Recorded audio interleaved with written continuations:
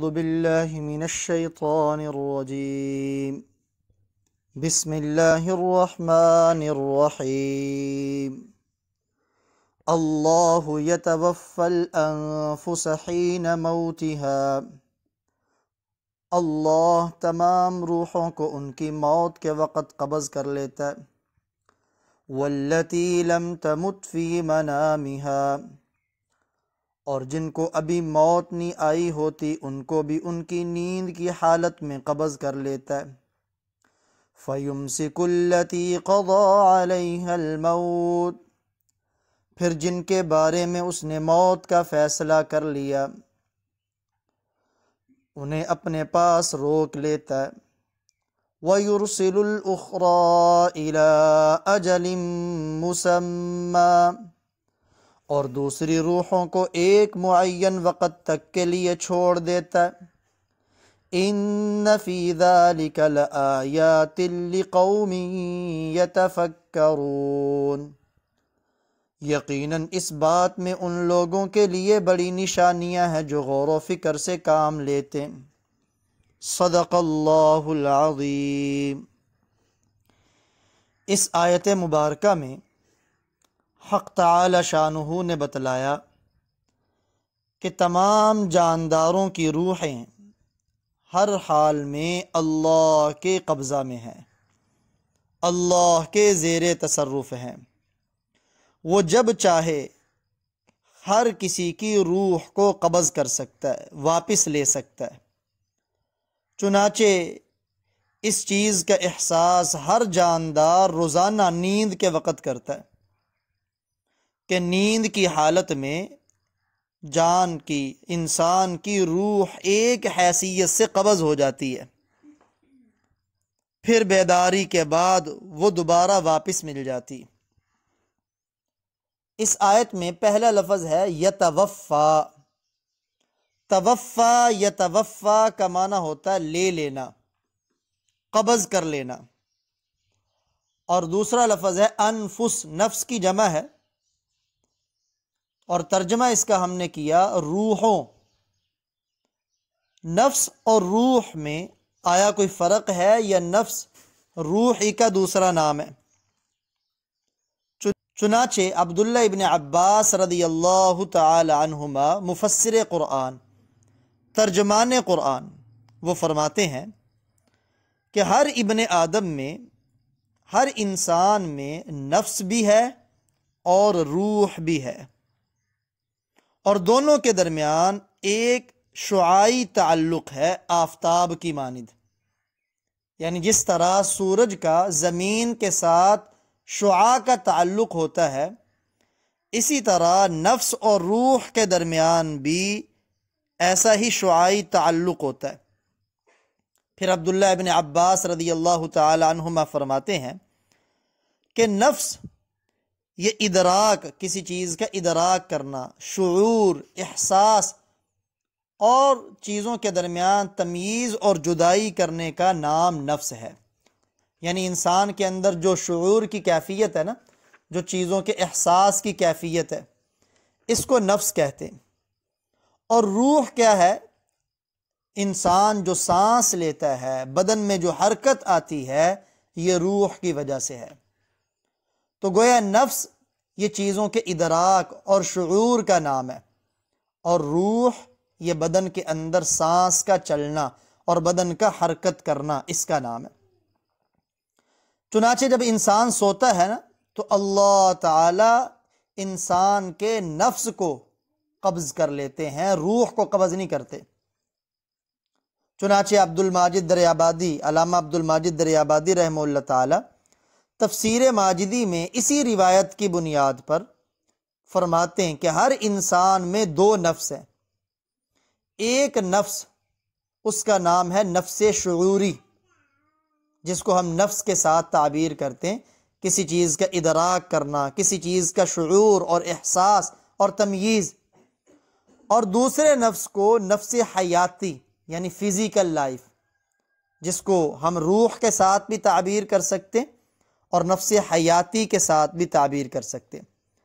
موت کے وقت انسان کے نفس حیاتی کو اللہ تعالیٰ سلب کر لیتے ہیں، قبض کر لیتے ہیں، واپس لے لیتے ہیں، اور نفس حیاتی کے ساتھ نفس شعوری بھی انسان کا قبض ہو جاتا ہے۔ جبکہ نیند کی حالت میں اللہ تعالیٰ انسان کے نفس شعوری کو، جس کو ہم نے نفس کا نام دیا، جس کی وجہ سے بدن میں احساس کی کیفیت پیدا ہوتی ہے، اس کو اللہ تعالیٰ لے لیتے ہیں، اور جب بندہ بیدار ہوتا ہے تو واپس کر دیا جاتا ہے۔ چنانچہ خلیفہ چہارم حیدر کرار صاحب ذوالفقار سیدنا علی المرتضی شیر خدا رضی اللہ تعالی عنہ، تو یہاں تک اللہ تعالیٰ تفسیر بغوی میں علامہ بغوی رحمہ اللہ تعالیٰ اس روایت کو لے کے آئے کہ سیدنا علی المرتضی رضی اللہ تعالی عنہ فرماتے ہیں یخرج الروح عند النوم، نیند کے وقت بھی انسان کے بدن سے روح نکل جاتی، وَيَبْقَى شُعَاعَةٌ فِي الْجَسَدِ، لیکن اس روح کا بدن کے ساتھ تعلق قائم رہتا ہے، اور یہ تعلق ایسے ہی ہے جیسے کہ سورج کا زمین کے ساتھ تعلق، کہ زمین سے سورج کروڑوں میل دور ہوتا ہے، اس کے باوجود زمین کے ساتھ اس کا تعلق قائم رہتا ہے۔ ایسے ہی روح نیند کے وقت انسان کے بدن سے نکل جاتی ہے، لیکن روح کا بدن کے ساتھ تعلق قائم ہوتا ہے، اور اسی جزوی تعلق کی بنیاد پر انسان خواب دیکھتا ہے۔ چنانچہ اس کی کیفیت کو مفتی اعظم پاکستان مفتی شفیع صاحب رحمہ اللہ تعالی تفسیر معارف القرآن میں اس انداز میں بیان فرماتے ہیں کہ اس کی صورت یہ ہوتی ہے کہ انسان کی نیند کے وقت روح کو اللہ تعالی عالم مثال کی طرف متوجہ کر دیتے ہیں، عالم مثال،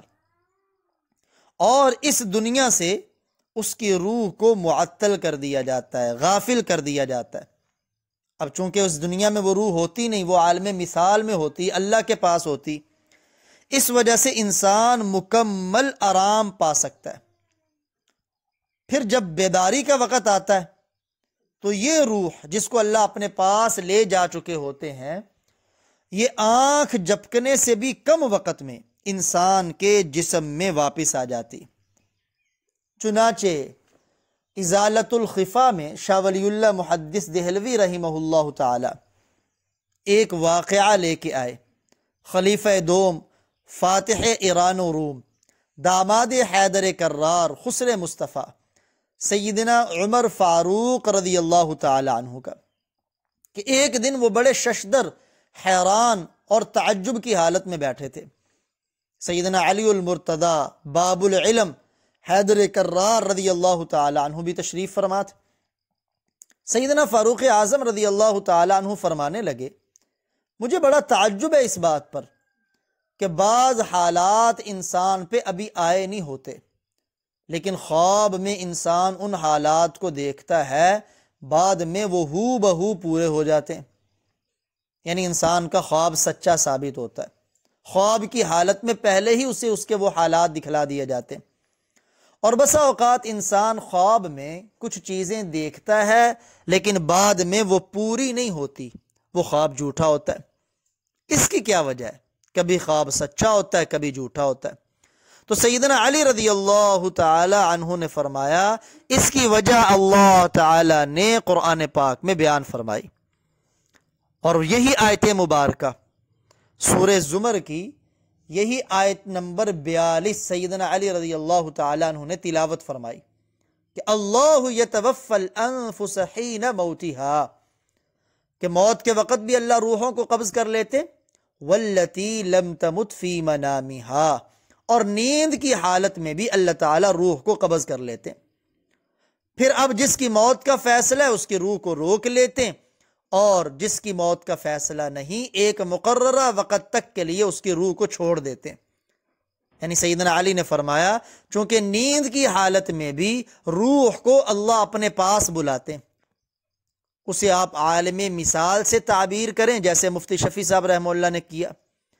یا اللہ کے پاس ہونے سے تعبیر کریں۔ اب اللہ کے پاس موجودگی میں روح جن حالات کو دیکھتی ہے، یعنی انسان کو جو خواب آتے ہیں، تو وہ خواب سچے ہوتے ہیں، وہ خواب رحمانی ہوتے ہیں اور ہو بہو پورے ہو جاتے ہیں۔ اور وہاں سے جب انسان نیند سے بیدار ہونے کا وقت قریب ہوتا ہے اور روح وہاں سے واپس پلٹتی ہے، تو واپس بدن میں آنے تک جو زمین یعنی آسمان سے نیچے اترتے ہوئے جو راستے میں اس کو حالات آتے ہیں، جو خواب آتے ہیں، تو اس کے اندر شیطان کا اثر ہوتا ہے، شیطان کا تصرف ہوتا ہے، جس کی وجہ سے وہ خواب جھوٹا ہوتا ہے، وہ خواب سچا نہیں ہوتا۔ چنانچہ نیند کو موت کی بہن قرار دیا گیا۔ سیدنا علی فرما رہے ہیں نا کہ روح قبض ہو جاتی ہے نیند کی حالت میں بھی، اگرچہ آپ نیند کی حالت میں بھی اللہ روح قبض کرتے اور موت کے وقت بھی اللہ روح قبض کرتے ہیں، لیکن ان دونوں قبضہ کرنے میں فرق ہے۔ موت کے وقت جو روح کو قبض کیا جاتا ہے وہ کامل قبضہ ہے کہ انسان کی روح بھی قبض ہو جاتی ہے، کہ انسان کا سانس ختم ہو جاتا ہے، حرکت بدن کی ختم ہو جاتی، اور انسان کا نفس، جسے ہم نے نفس شعوری، علامہ عبد الماجد دریابادی رحمہ اللہ تعالیٰ جس کو نام دے رہے ہیں نفس شعوری، یعنی انسان کا ادراک، انسان کا شعور، انسان کی تمییز بھی موت کے وقت ختم ہو جاتی، کامل قبضہ۔ اور موت نیند کے وقت یہ قبض ناقص ہے، اللہ روح کو قبض کرتے ہیں لیکن قبض تام نہیں ہوتا، ناقص قبض ہوتا ہے کہ صرف انسان کے ادراک کو، شعور کو، نفس تمییز کو اللہ تعالیٰ قبض کرتے ہیں، جبکہ روح کا تعلق بدن کے ساتھ برقرار ہوتا ہے۔ اب دیکھیں سیدنا علی تو فرما رہے ہیں روح بھی قبض ہو جاتی ہے، اللہ کے پاس ہوتی، اسی لیے آپ صلی اللہ علیہ وآلہ وسلم نے نیند کو موت کی بہن قرار دیا۔ دنیا کا سب سے بڑا رزق وہ سونے سے پہلے اپنے اللہ سے توبہ کا نہ کرنا ہے، کہ انسان بستر پہ جائے، اب اسے پتہ ہے کہ وہ اپنے آپ کو موت کی بہن یعنی موت کے حوالے کر رہا ہے، کیونکہ روح تو نکل جائے گی بدن سے، تعلق ہی برقرار رہے گا نا۔ اب وہ دوبارہ بدن میں واپس آتی ہے کہ نہیں، وہ اللہ کے حکم کی محتاج ہے۔ سب سے بڑا دنیا کا رزق وہ نیند سے پہلے اپنے اللہ کے سامنے توبہ کا نہ کرنا ہے، اللہ سے اپنے گناہوں کی معافی نہ مانگنا ہے، اپنے گناہوں کو نہ بخشوانا ہے۔ اس لیے کہتے ہیں بستر پہ جب انسان جائے تو اپنے نفس کا محاسبہ کرے کہ آج کے دن میں کتنے کام ایسے ہوئے جو اللہ کی مرضی کے مطابق تھے، اور کتنے کام ایسے ہوئے جو اللہ کی مرضی کے خلاف تھے۔ جو اللہ کی مرضی کے مطابق ہوئے ہوں ان پر اللہ کا شکر ادا کرے، کیونکہ وہ محض اللہ کی توفیق سے ہے، اور جو اللہ کی منشا کے خلاف ہوئے، نفس کی وجہ سے ہوئے، ان پر اللہ سے توبہ اور استغفار کرے، کیونکہ بندے کے توبہ اور استغفار کرنے کی دیر ہے۔ سچے دل سے جو بھی اللہ کے سامنے ندامت اور شرمندگی کا اظہار کرتا ہے، اللہ تعالیٰ گناہ معاف ہی نہیں بلکہ ان گناہوں کو بھی نیکیوں سے بدل دیتے ہیں۔ چنانچہ اسی وجہ سے ہمیں جو نیند کے وقت دعا سکھائی گئی، صحیح بخاری اور صحیح مسلم کے اندر یہ روایت موجود ہے۔ سیدنا براء بن عازب رضی اللہ تعالی عنہ روایت کے راوی کہ نبی اکرم صلی اللہ علیہ وآلہ وسلم جب رات کو اپنے بستر پر، خوابگاہ یعنی بستر پہ جاتے، تو آپ دائیں کروٹ پر لیٹ کر اپنا رخسار، اپنا دایاں ہاتھ دائیں رخسار کے نیچے رکھ لیتے اور یہ دعا پڑھتے، اللہم بک اموت و احیا، یا دوسرے جو الفاظ ہیں اللہم بسمک اموت و احیا، اے اللہ میری زندگی اور میری موت تیرے ہی ہاتھ میں ہے، یا اللہ میں تیرے ہی نام سے اموت مر رہا ہوں، و احیا اور تیرے ہی نام کی برکت سے میں زندہ ہوں گا۔ یعنی دیکھیں نیند کو موت قرار دیا اور نیند سے بیدار ہونے کو موت سے اٹھنا قرار دیا۔ تو مشرکین مکہ کو بھی سمجھایا گیا کہ تم مرنے کے بعد دوبارہ زندہ ہونے کو مانتے نہیں، انکار کرتے ہو، حالانکہ اس کا احساس تو ہر انسان روزانہ نیند کے وقت کرتا ہے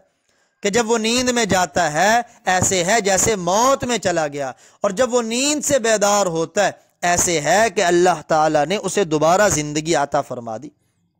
چنانچہ ایک اور حدیث مبارکہ میں آتا ہے، سیدنا ابو ہریرہ رضی اللہ تعالی عنہ روایت کے راوی، کہ رسول خدا صلی اللہ علیہ وآلہ وسلم نے ارشاد فرمایا، تم میں سے جب کوئی اپنے بستر کی طرف جائے تو اپنے تہبند سے یعنی کسی کپڑے سے اپنے بستر کو جھاڑ لے۔ یہ جھاڑنا بستر کو سنت ہے، سونے سے پہلے ہم ضرور جھاڑیں، چاہے بستر ہمیں صاف ہی نظر کیوں نہ آ رہا ہو، کیونکہ کیا خبر کہ جب بستر خالی تھا اس پر کون سی زہریلی چیز یا کون سی چیز اس پر آ گئی، وہ انسان کو نقصان پہنچا سکتی ہے۔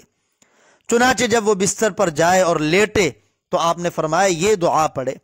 بسمک ربی وضعت جنبی، اے میرے رب تیرے نام سے میں نے اپنے پہلو کو بستر پہ رکھا، وبک ارفع، اور تیری ہی توفیق سے میں اپنے پہلو کو بستر سے اٹھاؤں گا، یعنی اب رکھ تو دیا ہے وہ بھی تیری توفیق سے، اور یہ اٹھے گا تب جب تیری توفیق شامل حال ہوگی۔ اور پھر آگے والے الفاظ پہ غور کریں، ان امسکت نفسی، جیسے اس آیت میں ہے نا کہ اللہ تعالی موت کے وقت روح کو روک لیتے ہیں، بدن میں مکمل اس کو واپس نہیں لوٹاتے، تو فرما رہے ہیں کہ ان امسکت نفسی، اگر تو میری روح کو اپنے پاس روک لے، فرحمہا، تو یا اللہ اس پر رحم فرمانا، وَإِنْ أَرْسَلْتَهَا، جیسے قرآن کی اس آیت میں ہے نا کہ نیند کی حالت میں جب بندہ بیدار ہوتا ہے تو اللہ روح کو واپس بھیج دیتے کہ انسان دوبارہ سے اپنا اس کا بدن حرکت بھی کرتا ہے، اس کے اندر شعور بھی ہوتا ہے، احساس بھی ہوتا ہے، چیزوں کا ادراک بھی ہوتا ہے۔ وَإِنْ أَرْسَلْتَهَا، اور اگر تو میری روح کو چھوڑ دے یعنی میرے بدن میں دوبارہ بھیج دے، کیونکہ روح کے اندر، روح بدن میں جو آتی ہے نا، یہ اللہ کی طرف سے عاریت ہے، عاریت ہے یعنی فری میں اللہ نے انسان کو دی ہے کہ اس سے فائدہ اٹھا لے، اور اللہ تعالیٰ جب چاہیں اسے واپس لے سکتے۔ تو یہ دعا، وَإِنْ أَرْسَلْتَهَا، اگر تو اس روح کو چھوڑ دے، فَاحْفَظْهَا، تو یا اللہ اس کی حفاظت فرما، بِمَا تَحْفَظُ بِهِ عِبَادَكَ الصَّالِحِينَ، جیسے تو اپنے نیک بندوں کی حفاظت فرماتا ہے۔ یہ دعائیں ہمارے لیے حفاظت کا بہت بڑا ذریعہ ہے اور اللہ کی رحمت کو متوجہ کرنے کا بہت بڑا ذریعہ ہے۔ لیکن یاد رکھیں، اس آیت مبارکہ سے ہی قبر کے اندر آنے والے جزا سزا کا انکار کرنے کے لیے لوگ مغالطہ دیتے ہیں۔ اس آیت مبارکہ کا قبر کی زندگی سے یا قبر کے اندر آیا روح کا بدن کے ساتھ تعلق رہتا ہے یا نہیں، اس آیت کا اس کے ساتھ کوئی تعلق نہیں۔ یہ تو بس یہ بتلا رہی ہے نا کہ انسان کی موت کے وقت اللہ روح قبض کر دیتے ہیں، اور نیند کے وقت جو قبض ہوتی ہے، بیدارگی کے وقت متعین مدت کے لیے اس کو دوبارہ بدن میں بھیج دیتے ہیں۔ کیونکہ انسان جب، اہل سنت کا یہ نظریہ ہے کہ انسان جب فوت ہوتا ہے نا، عام انسانوں کی بات کر رہا ہوں، جب فوت ہوتا ہے تو روح کا بدن کے ساتھ قبر میں اتنا تعلق رہتا ہے، اتنا، چاہے وہ روح اللہ کے پاس ہے، جیسے سورج میں نے بتلایا نا کروڑوں میل دور ہے، تب بھی سورج کا تعلق زمین کے ساتھ قائم ہے، تو روح کا بدن کے ساتھ اتنا تعلق رہتا ہے کہ اگر وہ آدمی نیک ہے تو اس کو ملنے والی نعمتیں،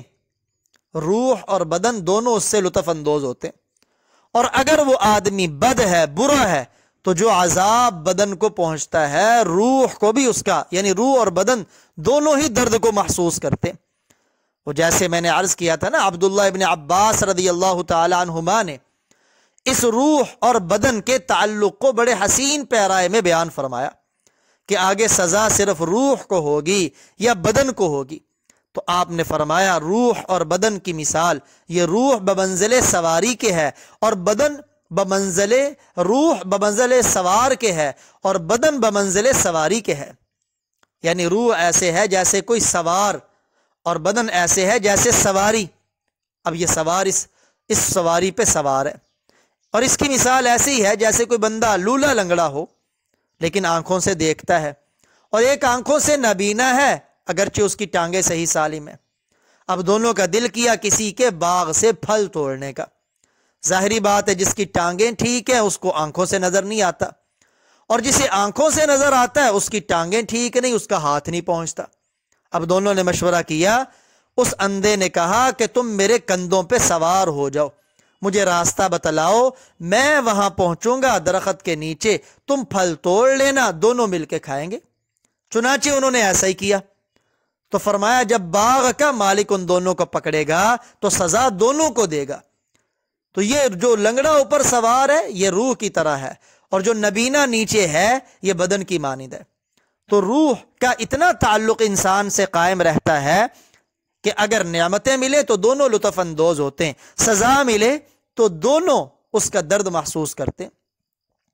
اب دیکھیں نا، اس آیت پہ بھی اگر غور کریں تو اللہ تعالیٰ فرما رہے ہیں فَيُمْسِكُ الَّتِي قَضَى عَلَيْهَا الْمَوْتِ، جس پر موت کا فیصلہ، اللہ اس کی روح کو روک لیتے ہیں اور دوسری روح چھوڑ دیتے ہیں۔ اب یہ امساک ارسال کے مقابلے میں آیا ہے، یعنی جیسا نیند کی حالت میں جب بندہ بیدار ہوتا ہے، جس انداز میں روح کو چھوڑا جاتا ہے اس انداز میں موت کے وقت روح کو نہیں چھوڑا جاتا۔ یعنی جس ارسال کا اس بات ہے، امساک کے ذریعے اسی ارسال کی نفی ہے، اور یہ ارسال تو قیامت والے دن ہوگا۔ یعنی قیامت والے دن بدنوں میں روح کو ایسے ڈالا جائے گا جیسے دنیا کے اندر روح بدن میں ہوتی۔ اس سے پہلے عالم برزخ میں روح کو بدن میں ایسے نہیں ڈالا جائے گا، بلکہ روح کا بدن کے ساتھ اتنا تعلق ہوگا کہ وہ ہمارے شعور سے اور ہماری سوچ اور فہم سے وہ بالا تر ہے، ہم اس کا شعور نہیں رکھ سکتے۔ تو اللہ تعالیٰ دیکھیں آگے فرما رہے ہیں ان فی ذلک لآیات لقوم یتفکرون، کہ یہ نیند کے وقت بھی روح کا قبض ہو جانا اور موت کے وقت بھی روح کا قبض ہو جانا، اور ان دونوں کے درمیان باریک سا فرق ہونا، ان میں اگر کوئی غور کرے گا تو ان کے لیے بڑی نشانیاں ہیں اس میں۔ تو اس لیے روزانہ کی حالت میں انسان جب سونے لگتا ہے تو ہم سونے سے پہلے ضرور اپنے اللہ کو منائیں، کیونکہ روح جو بدن سے نکل رہی، اب کیا خبر وہ دوبارہ لوٹ کر کامل بدن میں آئے گی یا نہیں آئے گی۔ اللہ تعالی ہمیں اپنی موت سے پہلے موت کی تیاری کی توفیق عطا فرمائے، اور روزانہ سونے سے پہلے توبہ اور استغفار کرنے کی اللہ تعالی توفیق